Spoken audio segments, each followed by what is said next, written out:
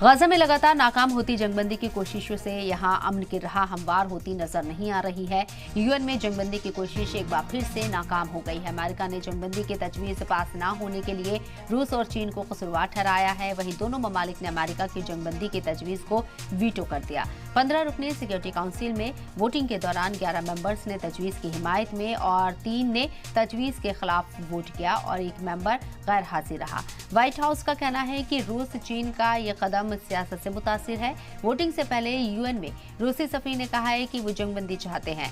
हालांकि उन्होंने तजवीज की तहरीर पर सवाल उठाया। उन्होंने अमेरिकी वजीर खारजा एंटनी ब्लिंकन और अमेरिकी सफर पर सियासी वजूहात से आलमी बरादरी को गुमराह करने का भी इल्जाम लगाया। और इससे पहले अमेरिकी सफीर लिंडा थॉमस ग्रीनफील्ड ने कहा था कि उन्हें उम्मीद है कि एक नए मसौदे को 15 रुकनी काउंसिल की तरफ से मंजूरी मिल जाएगी, लेकिन रूस और चीन अमेरिका के तमाम दावों की हवा निकालते हुए नजर आए। दरअसल ये टकराव इसलिए हुआ है क्योंकि इससे पहले अमेरिका ने 3 बार जंगबंदी की तजवीज को वीटो किया था, जिसमें शहरियों को मदद पहुंचाने, उनकी सिक्योरिटी और हमास के हथियारों की सप्लाई रोकने की अपील की थी।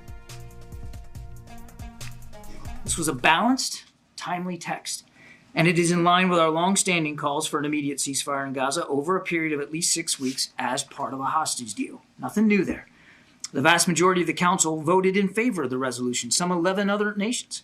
Unfortunately, Russia and China vetoed it. That was hardly a surprise. They'd rather shoot down something that we authored simply because we authored it, rather than consider the strength of what it called for with overwhelming Council support.